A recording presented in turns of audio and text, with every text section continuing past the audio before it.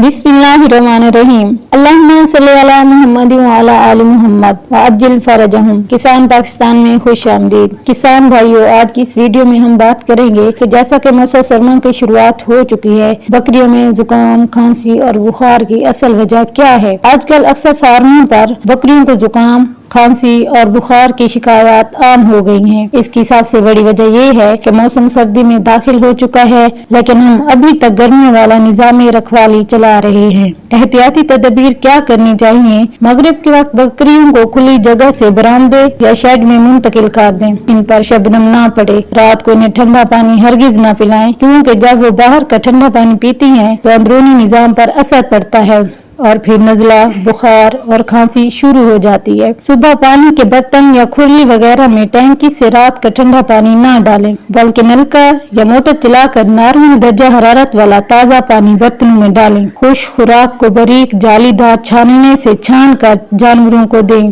ताकि इसमें से धूल, मट्टी, रेत के ज़रात मुकम्मल तौर पर निकल जाएं। ये भी खांसी, नजला और पेशाब बंद होने की बड़ी वजह बनते हैं। याद रखें, जब तक आप बीमारियों की वजूहात पर काबू न पाएंगे, तब तक कोई भी मेडिसिन फायदा नहीं देगी। बेएहतियाती के बाइस न सिर्फ बकरी की सेहत मुतासर होती है, बल्कि आपका खर्च भी जाया हो जाता है। इलाज से ज्यादा एहतियात बेहतर है। तो क्या आप बता सकते हैं कि आज की इस वीडियो में हमने कौन कौन सी एहतियाती तदबीर बताई हैं। तो पहली तो ये है, ठंडा पानी हरगिज न दें, रात को बरामदे में रखें, रेत, मट्टी, धूल से पाक साफ खुराक दें। अल्लाह ताला आप सबको कामयाब करे।